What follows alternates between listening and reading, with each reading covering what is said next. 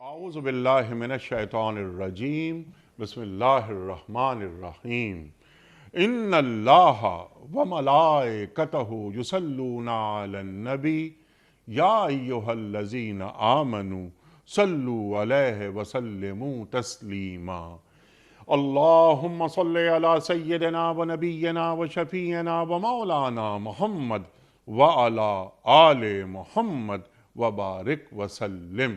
मोहतरम ख़वातीन व हज़रात, अस्सलामु अलैकुम। बयान सुबह के साथ एक बार फिर हाजिर मैं हूँ आपका मेज़बान अनीक अहमद। रोज़ाना आपकी खिदमत में हाजिर होते हैं। हमारे मुल्क के मुमताज़ उलमा तशरीफ़ लाते हैं। कुरान करीम की चंद आयात पर बात होती है, कम अज़ कम एक आयत पर ज़रूर बात होती है। आयत पे बात क्या करवाते हैं, बल्कि आयत को समझते हैं, सीखते हैं और उस आयत को जोड़ते हैं हालात हाज़रा से कि आज कुरान करीम हमसे क्या मुखातबत कर रहा है, या कि कुरान करीम को आज हमसे क्या मतलूब है, या कुरान करीम हमें कहाँ देखना चाहता है और हमें कैसा देखना चाहता है। इंसानी शऊर जितना भी आगे चला जाए, जहन इंसानी की इमामत, शऊर इंसानी की इमामत ता क़यामत कुरान करीम करता रहेगा। ख़वातीन हज़रात, बस ये सीखने का अमल है। आज हम बात करवाएंगे कुरान करीम की जिस आयत पर, वो सूरह तौहा की आयत नंबर 114 है। अल्लाह ताला क्या फरमा रहा है, अपने बारे में फरमा रहा है। अल्लाह ताला बाला व बरतर है, अज़ीम है, मलिक है, हक़ है। अल्लाह ताला ने अपनी सिफ़ात यहाँ बयान की हैं। सवाल हम ये रखेंगे कि अल्लाह ताला की ताज़ीम करना तमाम बंदगान खुदा पर वाजिब है। अल्लाह ताला की ताज़ीम से मुराद क्या है, एक सवाल ये भी हम रखेंगे। फिर सरकार दो आलम सल्लल्लाहु अलैहि वसल्लम से मुखातबत हो रही है कि कुरान पढ़ने में जल्दी ना कीजिए जब तक कि आपकी जानिब पूरी वही की तकमील ना हो जाए। और फिर दुआ कीजिए, वक़ुर रब्ब ज़िदनी इल्मा। ख़वातीन हज़रात, यानी इल्म में इजाफ़े की दुआ। इफ़रात किसी भी चीज़ की बुरी होती है, लेकिन इल्म की इफ़रात, इल्म में ज़्यादती, वो बुरा नहीं होता। अल्लाह ताला ने दुआ सिखा दी। ख़वातीन हज़रात, ये इल्म से क्या मुराद है, अल इल्म से क्या मुराद है, हल यस्तविल लज़ीना यालमून वल्लज़ीना ला यालमून, ये अल्लाह ताला कुरान करीम में फरमा रहा है। अल इल्म मखाफ़तुल्लाह पे बात करवाएंगे और बहुत सारी आयात आएंगी गुफ्तगू में। इन्नमा यख्शल्लाह मिन इबादिहिल उलमा पे बात करवाएंगे और सीखेंगे मोहतरम मुफ्ती मोहम्मद ज़ुबैर साहब से। ख़वातीन हज़रात, मुफ्ती मोहम्मद ज़ुबैर साहब, कौन वाकिफ़ नहीं आपसे, हमारे मुल्क का एक जाना माना नाम, फ़ारिग़ुत तहसील दारुल उलूम कराची। रोज़नामा दुनिया जुमा एडिशन, आपके मसाइल और उनका हल, आप ही उस सफ़े के इंचार्ज, मेंबर इस्लामी नज़रियाती कौंसिल मुफ्ती मोहम्मद ज़ुबैर साहब को खुशामदीद कहते हुए प्रोग्राम का आगाज़ अल्लाह ताला के बाबरकत नाम से सूरह तौहा और आयत नंबर 114। औज़ु बिल्लाहि मिनश शैतानिर रजीम, बिस्मिल्लाहिर रहमानिर रहीम। फ़तआलल्लाहुल मलिकुल हक़ वला तअजल बिल क़ुरआनि मिन क़ब्ल अन युक़दा इलैका वहयुहु वक़ुल रब्बि ज़िदनी इल्मा वक़ुल रब्बि ज़िदनी इल्मा। सदक़ल्लाहुल अज़ीम। पस बाला व बरतर है अल्लाह, बादशाह हकीकी, और कुरान पढ़ने में जल्दी ना किया कीजिए जब तक कि आपकी तरफ उसकी वही तकमील को ना पहुँच जाए, और दुआ कीजिए कि ए परवरदिगार मुझे मज़ीद इल्म अता कर। सदक़ल्लाहुल अज़ीम। ख़वातीन हज़रात, मोहतरम मुफ्ती मोहम्मद ज़ुबैर साहब की खिदमत में। इससे पहले कि हम रखें आज के प्रोग्राम के हवाले से पहला सवाल, कल के पूछे गए सवाल का दुरुस्त जवाब और आज का सवाल आपकी खिदमत में। कल का सवाल हमारा ये था, सरकार दो आलम सल्लल्लाहु अलैहि वसल्लम ने मदीने मुनव्वरा में कितना अरसा क़याम फरमाया? दुरुस्त जवाब 10 साल। आज का सवाल नोट फरमा लीजिए। हिजरत मदीना के बाद सरकार दो आलम सल्लल्लाहु अलैहि वसल्लम की मेज़बानी का शरफ किन साहबी को हासिल हुआ? 3 ऑप्शंस, हज़रत अय्यूब अंसारी रज़ियल्लाहु ताला अन्हु को, या अमीरुल मोमिनीन हज़रत अबू बकर सिद्दीक़ रज़ियल्लाहु ताला अन्हु को, या अमीरुल मोमिनीन हज़रत उमर फ़ारूक रज़ियल्लाहु ताला अन्हु को। जो दुरुस्त जवाब आप समझते हों रवाना फरमाइए। हमारे फ़ोन नंबर हैं 0092214527009। हमारा दूसरा फ़ोन नंबर है 009221343000980। हमारा ईमेल एड्रेस ps@duniatv.tv। हमारा SMS का नंबर 3031 और हमारा व्हाट्सएप का नंबर है 00923258250194। सरकार वाला इरशाद फरमाइए। बड़ी अहम आयत, छोटी सी आयत, बड़े बड़े मज़ामीन। अल्लाह ताला ने अपनी सिफ़ात बयान फरमाई हैं। बादशाह हकीकी है। क्या अल्लाह अपनी ताज़ीम करवा रहा है? और अगर अल्लाह ताला अपनी ताज़ीम करवा रहा है तो एक बंदे पर अल्लाह की ताज़ीम कितनी ज़रूरी है? बिस्मिल्लाहिर्रहमानिर्रहीम नहमदुहु व नुसल्ली अला रसूलिल करीम अम्मा बाद। कुरान करीम का तर्ज़ और अंदाज़ ये है कि जब कभी इंसानों को नसीहत पकड़ने और नसीहत हासिल करने का हुक्म दिया जाता है उस वक़्त, और उसके साथ साथ जब कभी लोगों के बातिल अकायद का तसव्वुर और तज़किरा सामने आता है, तो इन दो मौक़े पर अल्लाह रब्बुल इज़्ज़त का तर्ज़ और अंदाज़ ये है कि अल्लाह रब्बुल इज़्ज़त अपनी सिफ़ात बयान फरमाते हैं। जब भी कोई बातिल अक़ीदा सामने आएगा और जब भी लोगों की तरफ से गलत अकायद का, शर का, बुतलान का इजहार होगा, तो अल्लाह रब्बुल इज़्ज़त उसके फ़ौरी बात ये काम फरमाते हैं कि अपनी सिफ़ात बयान करते हैं। मकसद ये होता है कि तुम्हारा ये अक़ीदा बातिल, कल अदम, इसकी कोई वैल्यू और हैसियत नहीं। असल बात यह है कि अक़ीदा हक़ वो होगा, कलाम और बात हक़ वो होगी जो अल्लाह रब्बुल इज़्ज़त की तरफ से आए। इसकी मिसाल सूरह मुमिनून आयत नंबर 115 और 116 के अंदर बेआईनी ही ये जुमला आया है जो इस आयत की इब्तदा के अंदर आया। सूरह मुमिनून के अंदर आयत नंबर 115 है, आफा हसीबतुम अन्नमा खलक़नाकुम अबसा व अन्नकुम इलैना ला तुरजाऊन। क्या तुम ये गुमान करते हो कि हमने तुमको वैसे ही बेकार में पैदा कर लिया? और क्या तुम्हारा ये अकीदा और नजरिया है अन्नकुम इलैना ला तुरजाऊन, कि तुम लोग पलट कर हमारी तरफ नहीं लौटाए जाओगे? फ़तआलल्लाहुल मलिकुल हक़। आयत नंबर 116 ये है। बस बेशक अल्लाह रब्बुल इज़्ज़त पाक है, बुलंदो बाला है, हक बादशाह है, हकीकी माना में तमाम कायनात का मालिक व मुख्तार है, मलिक है और हक है। ठीक। ये जो फ़तआलल्लाहुल मलिकुल हक़, ये सूरह मुमिनून की आयत नंबर 116 के अंदर, और यहाँ पर भी फ़तआलल्लाहुल मलिकुल हक़ से आयत की इब्तदा हो रही है। ठीक। तो उसूल क्या पता चला?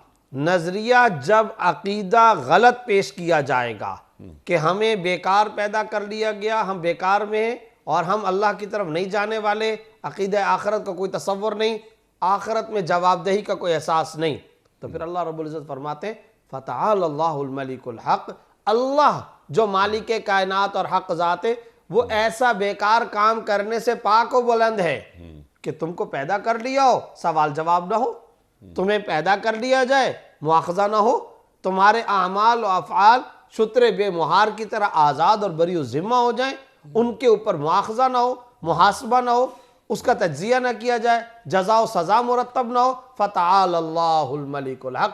अल्लाह ताला इस बेकार काम से पाक और बुलंद है। सुभान अल्लाह। ये तर्ज और अंदाज एक उस वक़्त कुरान करीम इख्तियार करता है जब काफिरों की तरफ से बातिल अकीदा सामने आता है, जैसा कि सूरह मोमिनून की आयत नंबर 115 में आखिरत का इनकार सामने आया। अल्लाह रब्बुल इज़्ज़त ने आगे अपनी ये वाली सिफत बयान फरमा दी। बेईनी यहाँ पर भी पीछे नसीहत पकड़ने का तज़किरा, तुम लोग अल्लाह की तरफ रजू करो और कुरान करीम से नसीहत पकड़ो। क्यों? फ़तआल अल्लाहुल मलिकुल हक़, ये उस ज़ात का कलाम है जो तमाम की तमाम हस्तियों से सबसे ज़्यादा बुलंद और बाला हस्ती है। तुम्हें अपने खालिक मालिक हक, जो सरतापा हक ही हक है, हक के अलावा जिसका कलाम कुछ भी नहीं है, तुम्हें उसकी तरफ मुतवज्जह होना चाहिए। चुनाचे यहाँ पर भी फ़तआल अल्लाहुल मलिकुल हक़ की सिफत अल्लाह रब्बुल इज़्ज़त ने बयान फरमाई। आपने इंट्रो के अंदर फरमाया था कि क्या वाजिब है हर इंसान पर कि वो अल्लाह रब्बुल इज़्ज़त की ताज़ीम करे। उसका जवाब यह है कि इन सिफ़ात खुदाबंदी को जहाँ कहीं अल्लाह रब्बुल इज़्ज़त बयान फरमाते हैं, दरअसल ये सिफ़ात खुदाबंदी हकीकत में तो सिफ़ात खुदाबंदी हैं। इनको तस्लीम करना फितरत इंसानी है। सुभान अल्लाह। इनको तस्लीम करना फितरत इंसानी है। और कौन सी फितरत? अल्लाह अल्लज़ी फ़तरन्नास अलैहा, वो फितरत जिस पर अल्लाह रब्बुल इज़्ज़त ने इंसानों को पैदा किया। वो कैसे? वो इस तरह, अल्लाह की एक सिफत है खालिक होना, तो बंदे को पैदा किसने किया है? अल्लाह रब्बुल इज़्ज़त ने। अल्लाह की एक सिफत है मालिक होना, तो बंदे का हकीकी मालिक ये ज़िंदगी, ये मौत, इज़्ज़त, ज़िल्लत, रिज़्क़, तंदुरुस्ती, शिफा याबी, ये सारी की सारी सिफात किसके पास हैं? अल्लाह रब्बुल इज़्ज़त के पास। तो जब आज़ा की बनावट वाला अल्लाह, वजूद देने वाला अल्लाह, इज़्ज़त और ज़िल्लत देने वाला अल्लाह, रिज़्क़ देने वाला अल्लाह, तो ये पता चला कि कोई ताकत है जो ये सारा कुछ अता करती है। तो सिफात अल्लाह की हैं, इनका तस्लीम करना फितरत इंसानी का बुनियादी तकाजा है। अल्लाह मालिक, हम ममलूक, वो खालिक, हम मखलूक, वो राज़िक, हम मरज़ूक, वो माबूद, हम आबिदीन। ये अल्लाह रब्बुल इज़्ज़त और बंदे के दरमियान रिश्ते का ये कॉन्टेक्ट है और इस सीक्वेंस में ये सारी तरतीब चलेगी। और अगर इस सीक्वेंस के अंदर ज़रा सी भी तब्दीली आ जाए, पूरा निज़ाम कायनात दरहम बरहम हो जाता है। खुद वो इंसान, उसका अपना निज़ाम ज़िंदगी भी दरहम बरहम हो जाता है। तो अल्लाह की ये सिफ़ात है। अगर कोई इंसान इन सिफ़ात को नहीं मानता, वो अपनी फितरत इंसानी का बागी है, वो अपनी फितरत का इनकार कर रहा है। यानी यहाँ हम इस वक्त अनीक साहब इस्लाम दीन की बात कर ही नहीं रहे। हम अभी दीन इस्लाम की बात नहीं कर रहे। हम तो ये बात कर रहे हैं कि भाई जब अल्लाह रब्बुल इज़्ज़त खालिक है तो इस इंसान को अल्लाह को खालिक मानना चाहिए। यही वजह है कि आपको मालूम है कि एक सवाल आता है बहुत सारे लोगों की तरफ से कि जनाब अफ्रीका के दूर दराज के वो जंगलात कि जहाँ पर इंसान जंगली तौर पर रहते, जंगली इंसान, उनको कुछ दुनिया और कायनात का पता नहीं, तो क्या उनको नमाज, उनको हज़रत मोहम्मद रसूलुल्लाह सल्लल्लाहु अलैहि वसल्लम, उनको आखरत और क्या इन तमाम बातों और चीज़ों पर अकीदा लाना, ईमान लाना फ़र्ज़ होगा?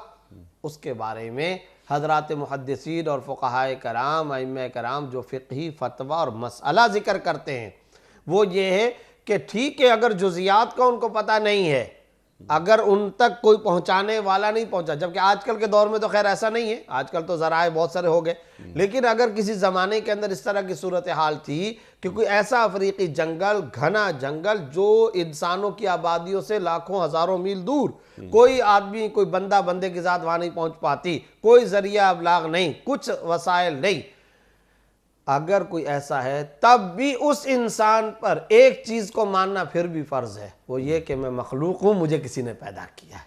ठीक। अल्लाह रब्बुल इज़्ज़त पर ईमान लाना लाजिम होगा। इब्राहीम अलैहिस्सलाम को वो नहीं जानता, वो हज़रत सुलेमान अलैहिस्सलाम को नहीं जानता, इवन के वो रसूलुल्लाह सल्लल्लाहु अलैहि वसल्लम को भी नहीं जानता। तो उसकी नजात के लिए ये ज़रूरी है कि कम अज़ कम अल्लाह जो कि खालिक और मालिक है उस पर वो ईमान लाए। कायनात के अंदर फैली हुई सारी निशानियों को देखकर आबशारें, दरिया, फल फूल, जायके, जानवर, नबातात, इन पहाड़ों को, पानी को, समंदरों को, इन तमाम निशानी को, भाई इनका कोई बनाने वाला तो है ना, क्रिएशन है, कोई क्रिएटर भी तो है ना, कोई खालिक तो है, किसी ने तो बनाया होगा। ये तो वो इंसान भी समझता है। तो इससे क्या बात पता चली? इससे ये बात पता चली जो आपने सवाल फरमाया था कि क्या अल्लाह की इन सिफात को मानना इंसान को ऊपर लाजिम है? यानी जवाब है कि लाजिम है, क्योंकि ये इंसान की फितरत का तकाजा है, ये इंसान की नेचर का तकाजा है। और जब आजकल के दौर के अंदर तालीम आम हो गई, उसके दो पहलू हैं। एक पहलू तो ये कि तालीम आम हो गई, खुशी की बात है, लेकिन इसका एक और पहलू भी है, मालूमात की हद तक हैं या मामूलात की हद तक हैं। अगर वो सिर्फ मालूमात की हद तक है और उसको बातिल तरीके से इस्तेमाल किया जा रहा है, तो फिर याद रखिए कि वो इल्म तो है, मगर वो कि जो इल्म ज़ार है, इल्म नाफे नहीं है। और आपको पता है कि इल्म के साथ साथ इल्म नाफे की दुआ मांगी गई, और ये क़यामत की निशानी है, इल्म और मालूमात फैल जाएं। हम हैरान होते थे कि हदीस के अंदर जब हम सबक पढ़ते थे तो उसमें क़यामत की निशानियाँ आती थी। उन क़यामत की निशानियों में से एक निशानी आती थी यफ्शुल इल्म, इल्म फैल जाएगा।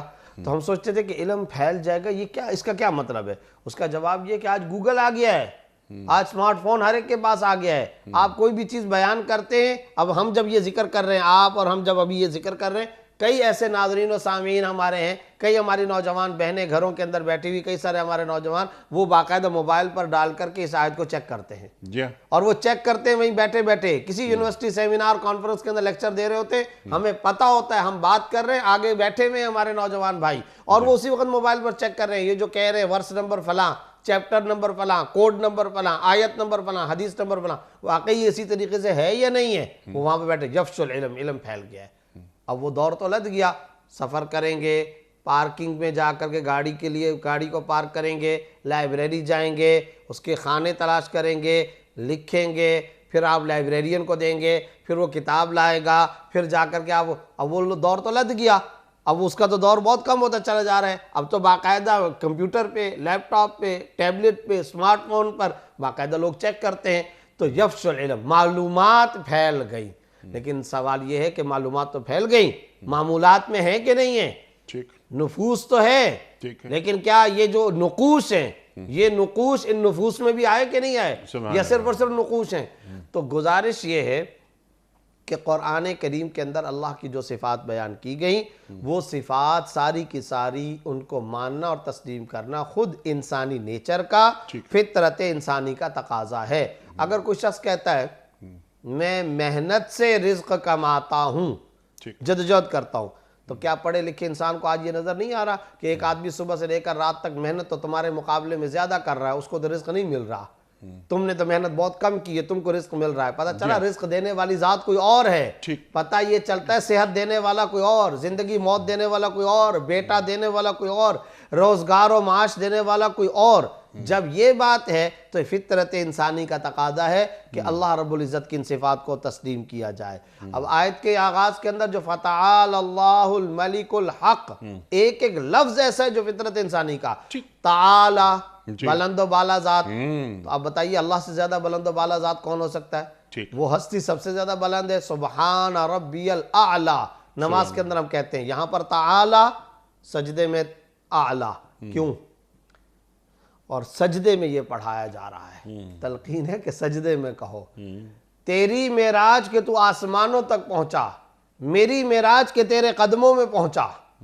जिस वक़्त अल्लाह रब्बुल इज़्ज़त ने अपनी बुलंदी का तज़किरा फरमाया, सुबहान अल्लज़ी असरा, और जब रसूलुल्लाह सल्लल्लाहु अलैहि वसल्लम का तज़किरा फरमाया बिअब्दिही, अपना तज़किरा सुबहान के साथ, मुहम्मदुर रसूलुल्लाह सल्लल्लाहु अलैहि वसल्लम का तज़किरा अब्द के साथ, पता चला कि एक इंसान की बुलंदी इसके अंदर है कि वो अब्दियत का ज्यादा मुजाहरा करे। जो जितना ज्यादा अब्दियत का मुजाहरा करेगा वो उतना बुलंद बाला होता चला जाएगा।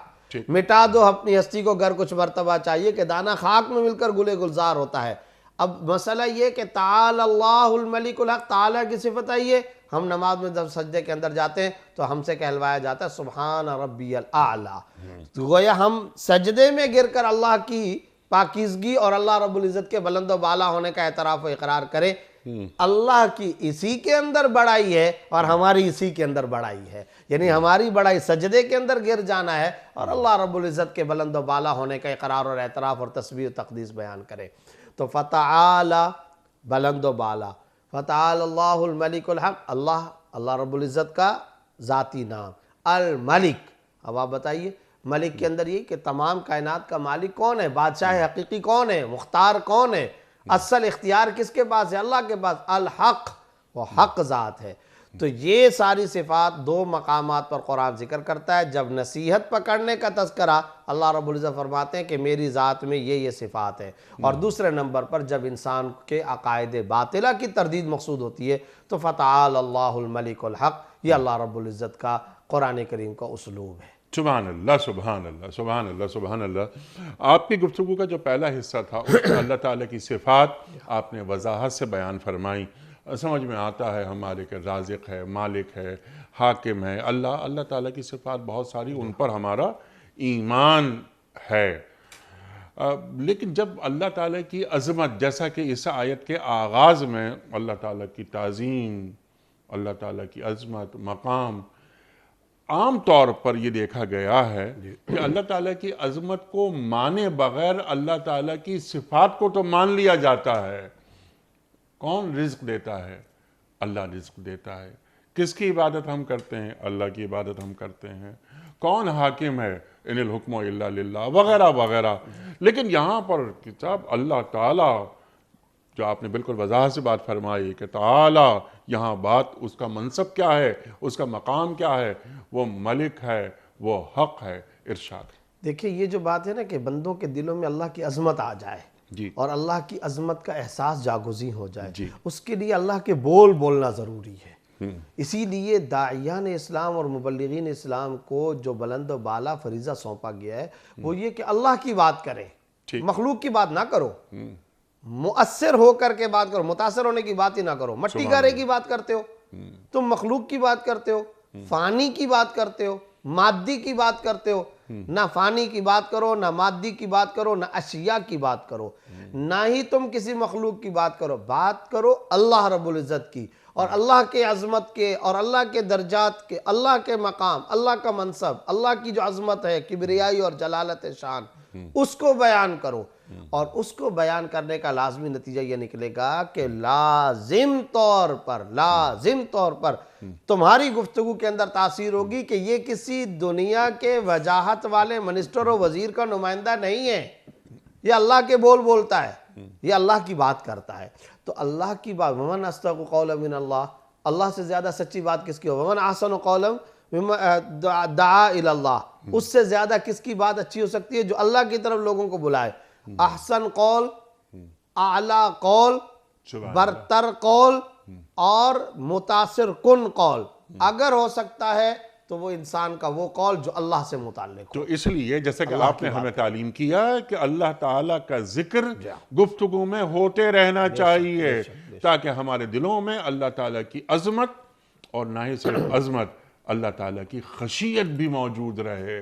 अनीक साहब एक बात मैं अर्ज़ करता हूँ, ये जो आपने कहा ना कि गुफ्तगू के अंदर अल्लाह का जिक्र, जी मैं एक बात आपको जिक्र करता हूँ जो मेरा अपना एक विजदान है, जो मैं महसूस करता हूँ, वो ये कि जब कभी हम किसी head of the state, Muslim state की तकरीर सुनते हैं, अरब का कोई हाकिम हो, कोई इंडोनेशिया मलेशिया का हाकिम हो, बर्र सगीर के किसी मुस्लिम मुल्क का कोई हाकिम हो, तो खुदा की कसम दिल के अंदर ये कूट करके भरी हुई ख्वाहिश होती है कि ये हेड ऑफ़ द स्टेट अल्लाह की बात करे और अल्लाह रब्बुल इज़्ज़त का नाम ले और अल्लाह का तज़करा करे। यकीन जानिए वो head of the Muslim state जब वो अल्लाह रब्बुल इज़्ज़त की बात करता है ना, तो हकीकत के अंदर वो बादशाह भी अपनी एक बुलंदी पर फायज नज़र आता है। सुभान अल्लाह। हमारे एक बहुत बड़े अल्लाह वाले का एक जुमला है जो मैं अर्ज़ करना चाहता हूँ। हमारे अफवाज पाकिस्तान के भी बहुत सारे लोग ये जुमला, ये प्रोग्राम चूँकि सुनते हैं, पायलट, वकील, सियासतदान, डॉक्टर, आम मुसलमान, आम पाकिस्तानी। हमारे एक बहुत बड़े बुजुर्ग अल्लाह वाले उन्होंने कहा कि यार किसी वक्त मेरी तरफ से अफवाज पाकिस्तान के ज़िम्मेदारों को एक पैगाम आप दें। मैंने कहा जी क्या पैगाम? कहने लगे जब भी हम इंडिया के ख़िलाफ़ या दुश्मनों के ख़िलाफ़ बात करते हैं तो हम बात ये करते हैं पाकिस्तान नाकाबिल तस्खीर है। भाई इस बोल के साथ अल्लाह की बात किया करो। अल्लाह के फजल से पाकिस्तान नाकाबिल तस्खीर है। ठीक। अल्लाह रब्बुल इज्जत की ताकत है, हमें अल्लाह का साथ चाहिए, अल्लाह का करम है, अल्लाह रब्बुल इज्जत सुपर पावर, अल्लाह की सबसे ज्यादा ताकत, हम अल्लाह के बंदे हैं। उधर बारूद की ताकत है, इधर दरूद की ताकत है। सुभान अल्लाह। ये बात क्यों नहीं करते हो? और फिर कहा गया, और ये मुझे उस जमाने में उस वक्त ये उस जमाने के अंदर ये बात की गई जिस जमाने के अंदर अल्हम्दुलिल्लाह वो जो पाकिस्तान की अफवाज ने अभिनंदन को पकड़ा और जो हमारे बॉर्डर पर एक टेंशन का जमाना चल रहा था, उस वक्त मुझसे ये बात कही गई कि किसी तरह तुम ये बात करो। बहुत बड़े अल्लाह वाले बुजुर्ग हैं, मुझसे कहा कि तुम चूंकि टीवी पर जाते हो तो तुम ये बात करो, हर पाकिस्तानी की जुबान पर दुश्मन के खिलाफ जब बात करने की बात हो आए, अल्लाह की बात किया करे। ठीक। हेड ऑफ द स्टेट से लेकर नीचे तक इसमें वो कुव्वत आएगी, वो रोब आएगा, वो दबदब आएगा, वो ताकत आएगी, हम और आप उसका तस्वर नहीं कर सकते। तो बड़ी ख्वाहिश रहती है मगरबी ज़राए अबलाग के ऊपर भी हमारा कभी मुसलमान हाकिम जाए, अल्लाह की बात करे, सुभान अल्लाह। अक़वाम मुत्तहिदा में अल्लाह की दावत दे, जब भी वो यूएनओ के अंदर जाए अल्लाह रब्बुल इज्जत की तरफ बुलाए और अल्लाह की आयतें पढ़े। चुनाचे हमारे पिछले ज़माने में रशिया के जो सरबराहान ममलकत की कॉन्फ्रेंसों में मुस्लिम हुक्मरान जब जाते तो आयात को तिलावत करने वाले कुर्रा को ले जाते। और ज़रा तसव्वुर करें ना कि नजाशी के दरबार के अंदर हज़रत जाफ़र तैयार की आयात पढ़ना, अल्लाहु अकबर, हज़रत दहिया कल्बी का पढ़ना, सूरह मरियम की तिलावत करना, और फिर वहाँ पर इन आयात को हज़रत ईसा अलैहिस्सलाम की पाकबाजी को बयान करने के ऊपर मुश्तमिल कुरानी आयात की तिलावत ईसाई हाकिमों के सामने पढ़ना, तो बताइए इसकी क्या तासीर हुआ करती है। तो इसलिए अल्लाह का तज़किरा गुफ्तगू के अंदर करना, हर दूसरे जुमले में अल्लाह की बात, ये एक मोमिनाना तर्ज जिंदगी है। सुभान अल्लाह, सुभान अल्लाह। मुदाफ़ियाना अंदाज नहीं होना चाहिए। हमारे लिए फ़ख्र की ये बात है कि हम मुसलमान हैं, तो बिल्कुल डिफेंसिव स्टाइल रहना ऐसा नहीं होना चाहिए। दीन दंदनाता हुआ आता है, एक बात तो ये वाज़े। दूसरी बात, उस महफिल से अच्छी कोई महफिल नहीं हो सकती जिस महफिल में अल्लाह का जिक्र हो रहा हो। सुभान अल्लाह, बिल्कुल यही बात है। और ये जो अल्लाह का जिक्र है ना, हमारे पाकिस्तान की इकॉनमी को भी सही करने का ज़रिया है। अब बहुत सारे लोग कहेंगे ये कैसे? कुरान करीम खुद कहता है और सूरह ताहा के अंदर ही कहता है, वमन अअरज़ अन ज़िक्री फ़इन्न लहू मईशतन ज़न्का। इस सबब की तरफ तो कभी किसी की तवज्जो नहीं गई है। मैंने कभी नहीं सुना कि हमारे हेड ऑफ द स्टेट या हमारा कोई हाकिम, हमारा कोई मिनिस्टर वो आए, सारे लोगों अल्लाह का जिक्र किया करो जी, वो ये कहता ही नहीं है। हम समझते हैं ये तो बिल्कुल ही पता नहीं कौन से ज़माने की बात है, नौज़ुबिल्लाह। कुरान कह रहे हैं जो मेरे तज़किरे से एराज बरतता है हम उनकी इकॉनमी और मईशत को तंग कर देते हैं। मुफ्ती साहब, आपकी इजाज़त से मौजू तब्दील हो जाएगा, हमें आयत मुकम्मल करनी है कि दुनिया में आगे बढ़ने के बहुत से तरीक़े होते हैं। एक तरीक़ा होता है अहले ईमान का, एक तरीक़ा होता है अहले कुफ्र का। दोनों में ज़मीन आसमान का फ़र्क होता है। दुनिया में आगे बढ़ना है, अब जंगें होती हैं वगैरह वगैरह, आपने इशारा किया था, लेकिन जो नारे तकबीर है ना, अल्लाहु अकबर, उसकी बात ही कुछ और होती है। उससे बड़ा कोई हथियार ही नहीं है, क्योंकि अल्लाह का जिक्र फिर हो गया। हमारे रिजर्व ज़्यादा होने चाहिए, क्यों नहीं होने चाहिए, लेकिन जिस अंदाज से एक गैर मुस्लिम रियासत सोचती है उस अंदाज से मुसलमान रियासत को नहीं सोचना चाहिए। इल्म हासिल करना चाहिए। अभी हम बात करेंगे, आपसे बात करवाएंगे रब्बे ज़दीन इल्मा पर। इल्म मगरिब भी हासिल कर रहा है, इल्म हम भी हासिल कर रहे हैं, दोनों इल्मों में बड़ा फ़र्क होता है। तो हमारे तरजीहात अलग होती हैं। तरजीहात हमारे हर अमल में क्या अल्लाह शामिल है? यही काबिल गौर सवाल है, यही लम्हा फ़िक्रिया है। एक मुस्लिम स्टेट, मुस्लिम समाज और सोसाइटी की तरजीहात अलग होती हैं। अच्छा, हमारे और काफिरों के दरमियान में तरक्की का मफहूम भी अलग होता है। सुभान अल्लाह। तरक्की किसको कहते हैं, डेवलपमेंट किसको कहते हैं, इल्म के मफहूम में भी फ़र्क है और अक़दार के अंदर भी फ़र्क है, आज़ादी के तसव्वुर में भी फ़र्क है, तौहीन और आज़ादी का लिंक आपस में क्या, उसमें भी फ़र्क है। हमारे तमाम तसव्वुरात अलग, उनके तसव्वुरात अलग। हमारे तसव्वुरात वही की बुनियाद पर, सुभान अल्लाह। हमारे यहाँ तरक्की का मफहूम वही की बुनियाद पर, रब्बना आतिना फिद दुनिया हसना व फिल आखिरति हसना। हमारे यहाँ तरक्की का मफहूम ये कि दुनियावी एतबार से आला दर्जे की तरक्की करो, मगर आखिरत का तसव्वुर जहन के अंदर वमा रहे। खलक़तुल जिन्ना वल इंसा इल्ला लियअबुदून। मकसद हयात क्या है, पर्पस ऑफ लाइफ, क्यों दुनिया में मैं आया हूँ और क्यों उम्मत मोहम्मदिया सल्लल्लाहु अलैहि वसल्लम का हिस्सा बनाया है अल्लाह ताला ने, मकाम मुस्लिम क्या है, वगैरह वगैरह बहुत सारी गुफ्तगू, लेकिन बुनियादी गुफ्तगू आपने अता फरमा दी। अब फौरन अल्लाह ताला एक ही आयत में, यानी दूसरा मौजू बहुत बड़ा, सरकार दो आलम सल्लल्लाहु अलैहि वसल्लम से मुखातबत हो रही है कि आप ये वही याद करने में, कुरान पढ़ने में जल्दी ना किया कीजिए, आपकी तरफ वही की तकमील हो जाए। सूरह क़यामा में भी यही मौजू है। यहाँ के सरकार दो आलम सल्लल्लाहु अलैहि वसल्लम वही को जल्दी याद करते थे ताकि जो सवालात लोगों ने किए हैं, कुफ़ार ने किए हैं, उन तक जवाब पहुँच जाए। दीन की दावत, जो पैगाम मुझे मिल रहा है वही के ज़रिए, इसे मैं आम कर दूं जल्द से जल्द। इरशाद, ये जो आयत का अगला हिस्सा है, वला ताअज्जल बिल क़ुरआनी व युक़दा इलैका वहयु क़ब्ल युक़दा इलैका वहयु, कि क़ुरआन करीम के पढ़ने के अंदर आप जल्दी ना करें। हज़रत इब्न अब्बास रज़ी अल्लाह ताला अन्हुमा ने इसका पस मंज़र ये बयान फरमाया सही रिवायत के अंदर, सही हदीस के अंदर, कि जिस वक़्त हज़रत जिब्रील अमीन वही लेकर के आते थे तो वो जब आकर के कलाम पेश करते थे तो आप सल्लल्लाहु अलैहि वसल्लम अपनी ज़ुबान अक़दस से, ज़ुबान मुबारक से उन आयात की जल्दी जल्दी तिलावत फरमाते थे। जी हाँ। तो ये जो फरमाया कि ये जो बार बार जल्दी जल्दी तिलावत फरमाते थे, क्यों? इस बात का इम्कान था कि आप सल्लल्लाहु अलैहि वसल्लम फरमाते थे कि मैं जल्दी जल्दी एक तो याद कर लूँ और कहीं मेरे जहन से हट ना जाए और मैं इसको हिफ्ज़ कर लूँ, याद कर लूँ, पुख्ता कर लूँ। और दूसरा वो, जैसा कि आपने कहा कि जो सवालात इस वक्त लोगों की तरफ से आए हुए हैं, मैं उन सवालात के जवाबात को भी जल्दी से पा लूँ।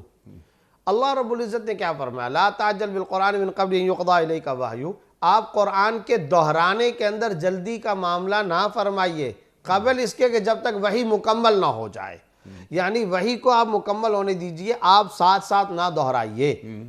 जहाँ तक इस बात का ताल्लुक है कि शायद मैं भूल ना जाऊं, तो सुम्मा इन्ना अलैना बयाना, अल्लाहु अकबर, सूरह क़यामा की आयत नंबर 16-17 के अंदर क्या है, वहां पर भी आई नहीं यही मजमून। आयत नंबर 16-17 में अल्लाह रब्बुल इज़्ज़त ने फरमाया, ला तुहर्रिक बिही लिसानका लिताअज्जल बिही, आप जल्दी ना, आप जुबान मुबारक को हरकत ना दीजिए जल्दी करने के लिए।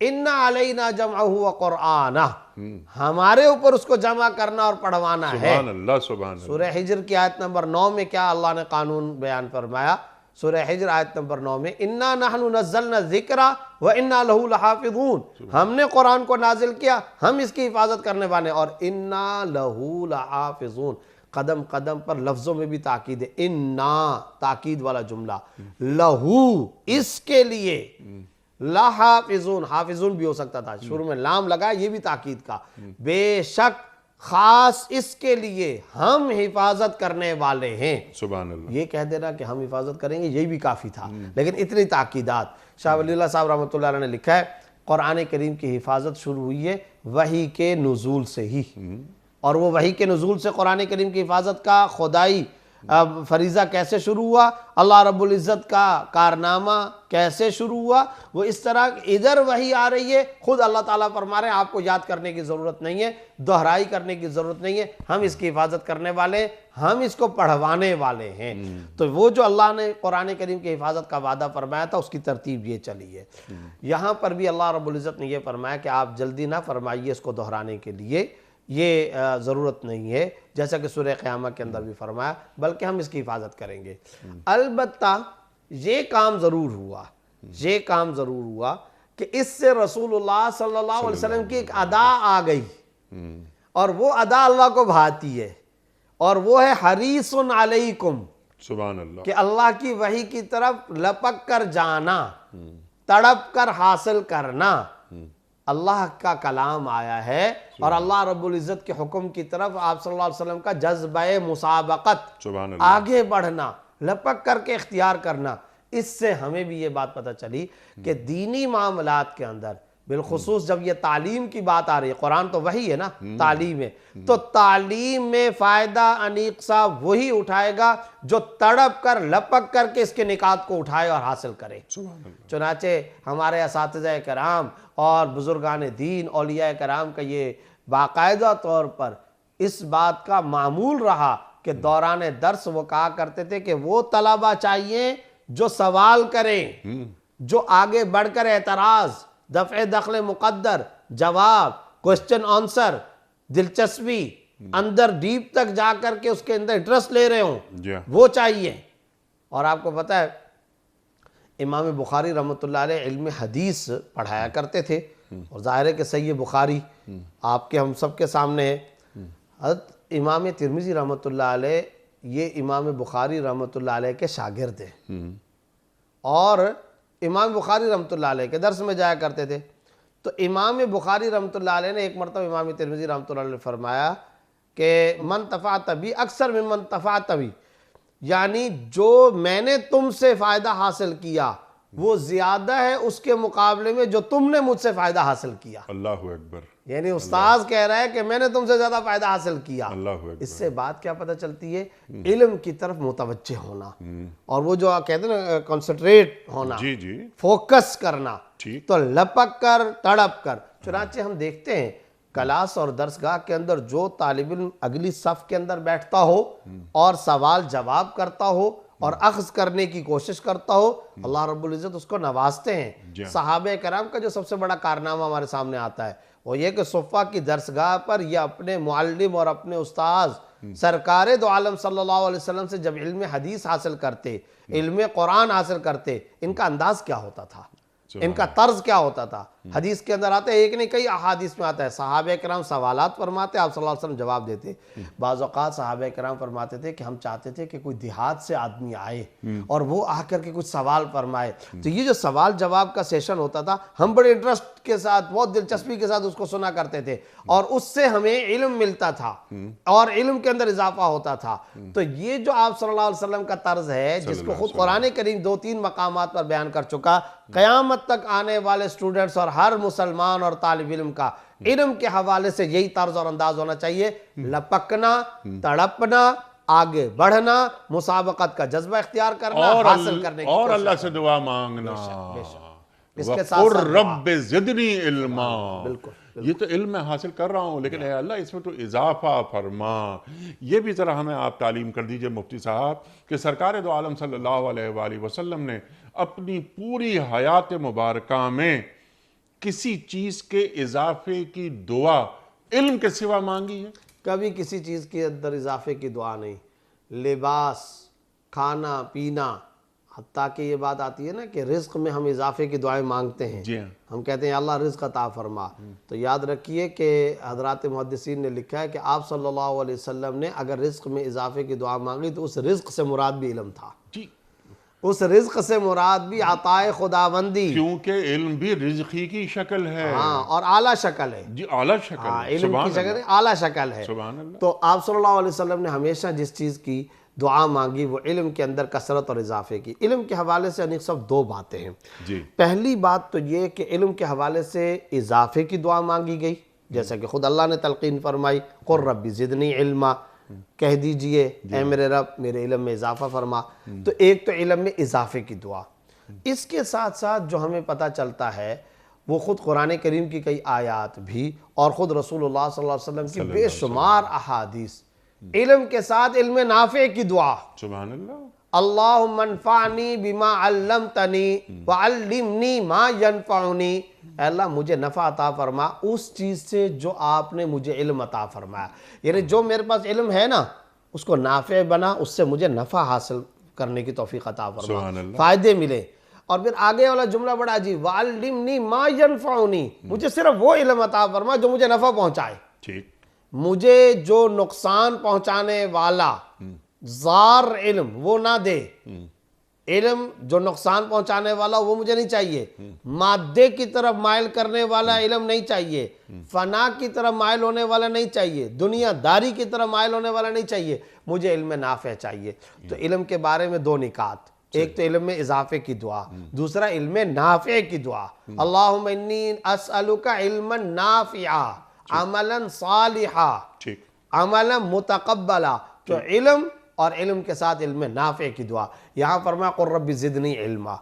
सवाल ये पैदा होता है कि पीछे ये आ रहा है ला ताजल बिल क़ुरआन मिन क़ब्ल अन युक़ज़ा इलैका वह्यु, कि कुरान करीम के दोहराने के अंदर आप जल्दी ना फरमाइए। उसके फ़ौरन बाद दुआ आ गई, क़ुर रब्बि ज़िदनी इल्मा। तो इन दोनों में कॉन्टेक्ट क्या है? उसका जवाब ये है, इन दोनों में कॉन्टेक्ट ये है, आप इसकी तो फिक्र ना करें कि ज़ुबान से दोहराने लग जाएं, लेकिन दुआ कीजिए। ठीक। पता चला इल्म के हुसूल के लिए जो बुनियादी शर्त है वो है दुआ। सुभान अल्लाह। इल्म आपको कब मिलेगा? जब दुआ करोगे। इल्म के अंदर इजाफा कब होगा? जब दुआ करोगे। और इल्म की हिफाजत भी तब होगी जब दुआ करोगे। सुभान अल्लाह। तो हुसूल इल्म, नफ़े इल्म, हिफाजत इल्म, इन तीनों चीजों के लिए क़ुर रब्बि ज़िदनी इल्मा, जब आप दुआ की तरफ सुभान जाओगे। अल्लाह। तो मुफ्ती एक साहब, तो ये बात थी कि पीछे ये आ रहा है और फिर फरमा दिया गया। दूसरा ये है, कुरान करीम पीछे आया ना, ला ताजल बिल क़ुरआन मिन क़ब्ल अन युक़ज़ा इलैका वह्यु। लेकिन जब अल्लाह रब्बुल इज़्ज़त ने दुआ करने के लिए फरमाया ना, तो तकाजा जाहिर का ये था कि पीछे बात कुरान की हो रही है ना। जी हाँ। तो सिर्फ कुरान करीम आया है ना, कुरान करीम की वही हुई है। तो अब आगे रब्बि ज़िदनी इल्मा के बजाय रब्बि ज़िदनी कुरआना कलामा, या इस तरह का मामला होना चाहिए था, क्योंकि पीछे बात कुरान की चली हुई आ रही है। लेकिन अल्लाह ने उससे भी बड़ा लफ्ज रख दिया, इल्म। पता ये चला जो आयतें आ चुकी उनकी हिफाजत फरमा, और जो आयात अब तक नहीं आई उनमें इजाफा फरमा, वो मुझे अता फरमा। मालूमात और मालूम शुदा भी अता फरमा, जो अब तक मालूम शुदा नहीं है वो भी अता फरमा। और साथ ही साथ इस कॉन्टेक्ट और पस मंजर में चूंकि दुआ आई है, तो ये दुआ अल्लाह मैं इसलिए मांग रहा हूं ताकि मेरा इल्म महफूज भी हो। सुभान अल्लाह, सुभान अल्लाह। इल्म की हिफाजत जी आपने फरमाया, इल्म की अहमियत, इल्म की फजीलत, ये सब आपने बयान फरमा दिया। प्रोग्राम का क्योंकि आखिरी हिस्सा अब जारी है, दो तीन बातें सिर्फ मैं चाहता हूँ कि आपसे हम मज़ीद सीख लें। यानी इल्म की हैसियत, इल्म का मकाम, फिर इल्म को अल इल्म कुरान करीम बयान फरमाता है। अल्लाह के रसूल फरमा रहे हैं सल्लल्लाहु अलैहि वसल्लम के अल इल्म मखाफतुल्लाह। सवाल के जवाब में साहबी सवाल करते हैं कि इल्म किसे कहते हैं, इल्म क्या है? आप फरमा रहे हैं अल इल्म मखाफतुल्लाह, इल्म खुदा खौफी का नाम है। अब जो इल्म की आपने बात फरमाई, और आपने क्या अच्छी बात फरमाई कि आयत के पिछले हिस्से का जो कॉन्टेक्स्ट है उससे अगर हम इसको जोड़ें तो इल्मा की जगह कोई और लफ्ज़ आना चाहिए था। लेकिन अल्लाह ने कुरान करीम में जो भी लफ्ज़ क्या, जो हर्फ भी रखा, वो हिकमत से खाली नहीं है। अब यहाँ ये बात आती है कि इल्म से मुराद क्या है। इन्नमा यख्शल्लाह मिन इबादिहिल उलमा। यख्शल्लाह, फिर बात आ गई यख्शल्लाह की, मिन इबादिहिल उलमा। अब यहाँ पर जो उलमा की बात हो रही है वो उलमा कुरान और हदीस के उलमा नहीं हैं। सूरह फातिर की आयत है ना, सूरह फातिर में अल्लाह ताला ये फरमा रहा है। तो उलमा से यह क्या मुराद है? महज कुरान और हदीस के उलमा, या इस कायनात पे निगाह डालने वाले, गौर व खौज करने वाले? तब जाके बात होती है कि अल उलमाओ वरसतुल अंबिया। इरशाद देखिए, इन्नमा यख्शल्लाह मिन इबादिल उलमा जहाँ आया है, या यहाँ पर जो रब्बि ज़िदनी इल्मा आया है, तो इस इल्म के अंदर ये बात जहन में रखनी चाहिए कि पिछली आयात को सामने रखें ना। अलम तरा अन्नल्लाह अंज़ला मिनस समाई माआ फ़अख़रजना बिही समरात मुख्तलिफ़ुन अलवानुहा व मिनल जिबालि जुददुन बीदुन व हुम्रुन मुख्तलिफ़ुन अलवानुहा व ग़राबीबु सूद व मिनन नासि वद्दवाबि वल अनामि मुख्तलिफ़ुन अलवानुहा कज़ालिक इन्नमा यख्शल्लाह मिन इबादिल उलमा। सुभान अल्लाह। पीछे तज़किरा आ रहा है दरियाओं का, समंदर का, नबातात का, जानवरों का, फलों का, फूलों का, पहाड़ों का, पहाड़ों और फलों फूलों के जायके और कलर्स का। सुभान अल्लाह। यानी पहाड़ों के भी कलर्स का तज़किरा अल्लाह रब्बुल इज़्ज़त फरमा रहे हैं। फिर वमिनन नासि वद्दवाबि वल अनआम, अन्नास लोग, वद्दवाब जानवर और चौपाए, वल अनआम जानवर। अब आप ये देखें कि ये जो जानवरों का तज़किरा, इल्मुल हैवानात, इल्मुन नबातात, साइंस, टेक्नोलॉजी, दरिया, कायनात, फलकियात का तज़किरा, पानी का तज़किरा, पहाड़ों का तज़किरा, मादिन का तज़किरा, आबशारों का तज़किरा, फलों फूलों का तज़किरा, ज़िराअत का तज़किरा, इसके बाद जाकर के कहा जा रहा है इन्नमा यख्शल्लाह मिन इबादिल उलमा। अब बताइए पीछे नमाज का, रोज़े का, ज़कात का, ज़िक्र का, उम्रे का, तरावी का, हज का तो जिक्र नहीं है ना। ये तो नहीं फरमाया कि वमिनन्नास अल्लज़ीना युसल्लूना व यसूमूना व यहुज्जूना व यअतमिरूना व यदरुसूनल कुदूरी वल हिदाया वल कंज़ वल फ़िक़्ह वल हदीस इन्नमा यख्शल्लाह मिन इबादिल उलमा। ऐसा तो कुछ नहीं है। अल्लाह तो इस बात को सामने रखना चाहिए। मुस्लिम साइंटिस्ट, अल्लाह अकबर, आला दर्जे के ईमान वाले साइंसदान, और ये जो हम आजकल जिनको उलमा कहते हैं, ये जुज जरूर है, कुल नहीं है। इन्नमा यख्शल्लाह मिन इबादिल उलमा में ये शामिल है, मगर ये जुजवी है, जुजवी तौर पर शामिल है, कुल्ली नहीं है, जुजवी तौर पर ये शामिल है। आज अगर एक मुस्लिम साइंटिस्ट है और वो आला दर्जे का मुस्लिम साइंसदान इन तमाम चीज़ों के तजर्बात, तस्खीर कायनात, अंदाज़े जहांबानी की पूरी कोशिशें कर रहा और इन तमाम चीज़ों को, इजादात को कौम के सामने, इंसानियत के सामने लाता है, प्लस इसके सामने लाकर इन चीज़ों से वो अल्लाह तक पहुंचाने की कोशिश करता है। अल्लाह रब्बुल इज़्ज़त कुरान करीम के अंदर जितनी भी तमाम साइंसी चीज़ों को बयान फरमाते हैं, उसके बाद फरमाते हैं फतबारकल्लाहु अहसनुल खालिकीन। तमाम चीज़ों को बयान कर तबारकल्लज़ी बियदिल मुल्क सुब्हानक फतआल अल्लाह, ये चीज़ें अल्लाह ताला बयान करते हैं। तो पता चला इन तमाम चीज़ों का तज़किरा करो, मगर इसके साथ साथ अल्लाह तक पहुँचाओ। इन मालूमात और इल्म के ज़रिए अल्लाह की ज़ात तक इंसानियत को पहुँचाओ। ये मालूमात मकसूद मारिफत खुदाबंदी। साइंस पढ़ाओ अपने तमाम के तमाम स्कूलों, कॉलेजों, यूनिवर्सिटियों की दरसगाहों के अंदर। बायोलॉजी पढ़ाओ, फिजिक्स पढ़ाओ, टेक्नोलॉजी पढ़ाओ, साइंसी इजादात पढ़ाओ, मगर इसके ज़रिए इंसानियत को अल्लाह तक पहुँचाओ। मखलूक का खालिक के साथ राब्ता पैदा करवाओ। ये जो कुरान करीम फरमा रहा है, असल ये तकाजा है इल्म का, ये है इल्म, ये है उसूली तौर पर इल्म।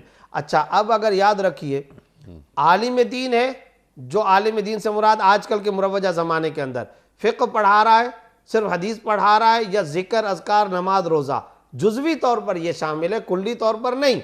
इसी तरह अगर हमारा एक साइंसदान है, नमाज, रोज़ा, ज़कात, हज से गाफिल है, कोताही का मुर्तकिब है, इंसानियत को अल्लाह की तरफ नहीं लेकर के जाता, सिर्फ मादा परस्ती, अशिया और इंग्रेडिएंट्स के चक्कर में पड़ा हुआ है, मट्टी गारे के तजर्बात के अंदर ही पड़ा, उसी को महदूद और मखसूस समझता है, और अल्लाह बचाए अब उसकी शाखें और दिमाग की कुछ ब्रांचें सेकुलरिज्म या लिबरलिज्म या दीनियत या दहरियत की तरफ जा रहा है, तो वो भी फिर इसके अंदर शामिल नहीं है। क्योंकि इक़रा बिस्मि रब्बिकल्लज़ी खलक़, रब शामिल नहीं हुआ। ये फिजिक्स हो, ये केमिस्ट्री हो, ये बॉटनी हो, ये फिजियोलॉजी हो, शामिल नहीं है। फतबारकल्लाह शामिल नहीं, तबारकल्लज़ी शामिल नहीं, सुबहानक शामिल नहीं, फतआल अल्लाहुल मलिक शामिल नहीं। वो भी कोताही का मुर्तकिब, ये भी कोताही का मुर्तकिब। असल ये है कि इन तमाम चीज़ों का इल्म हो और अल्लाह के साथ वफादारी और अल्लाह रब्बुल इज़्ज़त के अहकाम और लागू किए गए फ़राइज़ और वाजिबात की पाबंदी, ये वो मुसलमान आलिम है जिसका कुरान करीम तसव्वुर पेश करता है। सुभान अल्लाह, सुभान अल्लाह। वो इल्म जिसमें अल्लाह शामिल नहीं, सब कुछ हो सकता है, इल्म नहीं हो सकता। जी हाँ मुफ्ती साहब, आपका बड़ा ममनून, बड़ा शुक्रगुजार, आप तशरीफ़ लाए और हस्ब रवायत आज भी हमने आपसे बहुत सीखा। ख़वातीन हज़रात, बहुत सारी बातें मज़ीद हो सकती हैं, लेकिन गुफ्तगू यहाँ मुकम्मल करते हैं क्योंकि प्रोग्राम का वक्त पूरा हो गया। इंशाअल्लाह फिर किसी और प्रोग्राम में मुफ्ती साहब से सीखेंगे। क्विज़ कल का सवाल हमारा ये था कि सरकार दो आलम सल्लल्लाहु अलैहि वसल्लम ने मदीना मुनव्वरा में कितना अरसा क़याम फरमाया? दुरुस्त जवाब 10 साल। आज का सवाल नोट फरमा लीजिए। हिजरत मदीना के बाद सरकार दो आलम सल्लल्लाहु अलैहि वसल्लम की मेज़बानी का शरफ़ किन सहाबी को हासिल हुआ? हज़रत अय्यूब अंसारी रज़ियल्लाहु ताला अन्हु को, या अमीरुल मोमिनीन हज़रत अबू बकर सिद्दीक़ रज़ियल्लाहु ताला अन्हु को, या अमीरुल मोमिनीन हज़रत उमर फ़ारूक रज़ियल्लाहु ताला अन्हु को? जो दुरुस्त जवाब आप समझते हो रवाना फरमाइए। हमारे फ़ोन नंबर्स हैं 00922134527 हमारा दूसरा फ़ोन नंबर है 0092213430098 हमारा ईमेल एड्रेस ps@dunyatv.tv।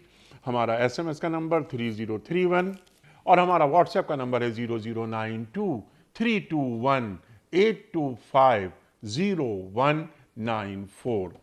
ख़वातीन व हज़रात, ये वक्त है कुरान दाजी का। आज के विनर के नाम का ऐलान फरमाएंगे मोहतरम मुफ्ती ज़ुबैर साहब।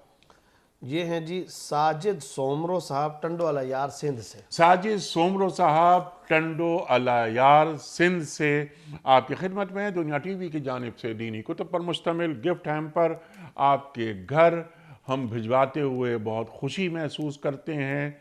आपको बहुत बहुत मुबारक हो।